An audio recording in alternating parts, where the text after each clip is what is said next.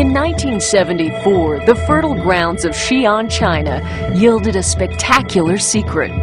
Buried in the soil, farmers found a beautifully sculpted head. One by one, soldiers emerged until an entire clay army was unearthed, each individual painstakingly handcrafted and ready for battle. It's a military force of thousands, created to escort the founding father of the Chinese Empire into eternity. Qin Shi Huangdi came into power in 246 BC when he was just 13 years old. Qin spent most of his ruling years at war, uniting much of what is now China. He standardized writing, currency, weights and measures, and even built a series of highways, and he commissioned the first version of the Great Wall. Despite Qin's enormous achievements, he wanted more. He wanted immortality. He began building a second empire, one that would accompany him into the afterlife. It would become one of the largest mausoleums on Earth. More than 7,000 warriors, archers, cavalry, charioteers, and foot soldiers guard his tomb. Qin envisioned his life after death to include civilians as well, government officials to serve him, acrobats, dancers, singers, animals, and even a strongman to entertain him. It took over 36 years and a workforce of 700,000 conscripted workers to complete Qin's terracotta army and court. Workers accomplished the enormous task by dividing up the labor in assembly line fashion.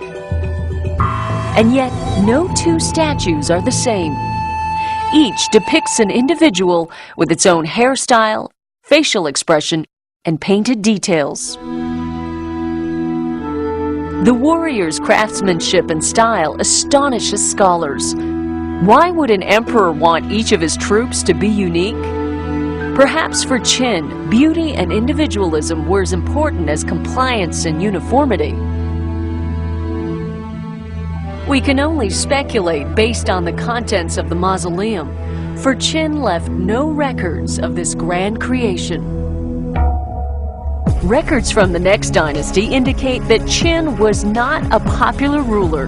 He massacred the armies of 6 states, had hundreds of thousands of people punished through forced labor, subjected his people to high taxation, and showed little tolerance for dissent.